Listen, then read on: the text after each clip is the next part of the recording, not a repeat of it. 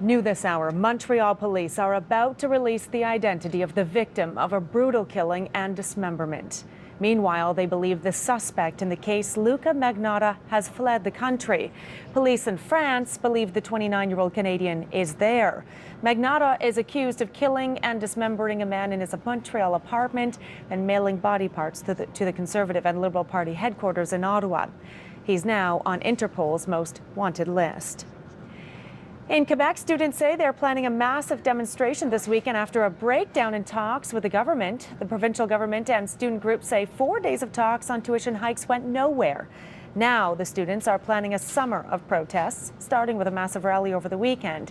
And that's causing concern for businesses, tour operators and organizers of events like the Montreal Grand Prix. Students say they'll use those events to draw attention to their fight.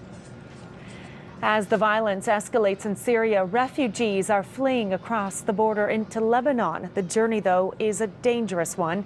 Earlier this year, Syrian troops fired at fleeing refugees. Now the Red Cross is camped out along the border to offer aid and medical assistance to the refugees. According to the UN's latest estimate, at least 9,000 people have been killed in the 15-month-long uprising. Activists say that number is actually much higher. The finance fraud case of once presidential hopeful John Edwards has ended in a mistrial, and it doesn't look like the case will return to court. Jurors acquitted Edwards on one of the 6 charges he faced, but were unable to reach a verdict on the others.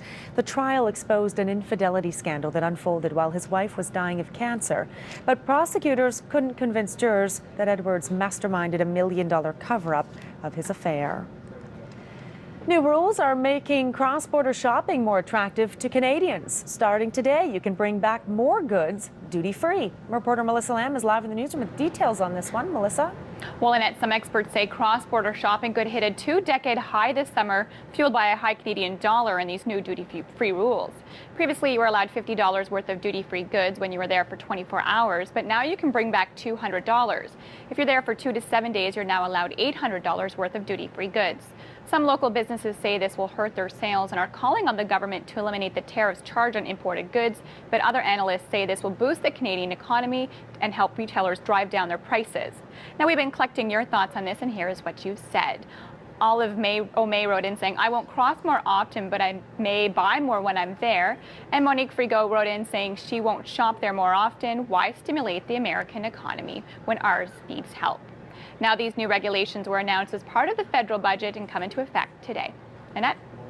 All right, thanks very much for that. Melissa Lamb reporting live this morning. And here at home, the Ottawa Dragon Boat Festival celebrated their official launch by inviting participants to a party right here at 87 George Street.